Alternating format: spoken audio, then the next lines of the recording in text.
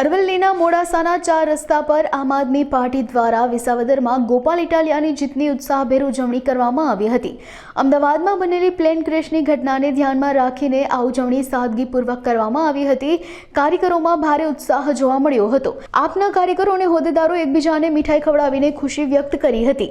આ અવસરે આપના નેતા જયદીપસિંહ ચૌહાણે જણાવ્યું હતું કે આ જીત 2027ની વિધાનસભા ચૂંટણીમાં પરિવર્તનનો પાયો નાખશે। ગોપાલ ઇટાલિયાની જીતને કારણે સમગ્ર આમ આદમી પાર્ટીમાં ઉત્સાહનો માહોલ છવાઈ ગયો હતો। નમસ્કાર, જય હિન્દ, જય જય ગરવી ગુજરાત।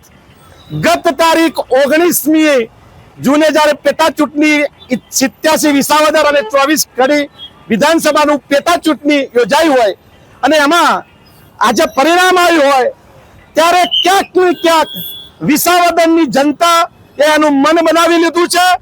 ગુજરાતની અંદર પરિવર્તનનો પાયો વિસાવદરમાં નંખાઈ ચૂક્યો છે।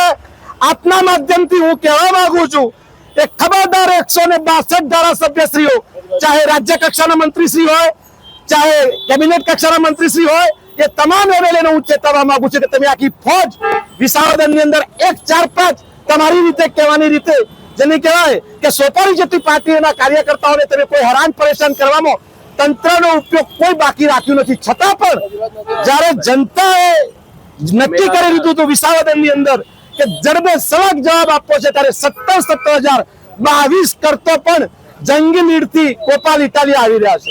આપના માધ્યમથી હું એ સ્પષ્ટ કરવા માંગુ છું, આ નવો પાયો નંખાઈ રહ્યો છે ગુજરાતની અંદર। રાજનીતિના નવા લેખાજોખા જોઈ રહ્યા છે। હું આજની તારીખ સુનિશ્ચિત કરો 23 જૂન, આજથી ગુજરાતની રાજનીતિમાં નવો પાયો 2027 ની લડાઈ તમે જોશો।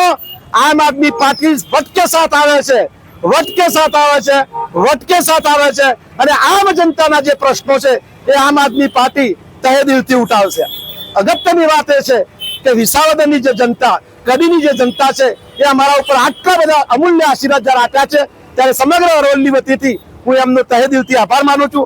ભારત માતા કી જય, જય જય ગરવી ગુજરાત।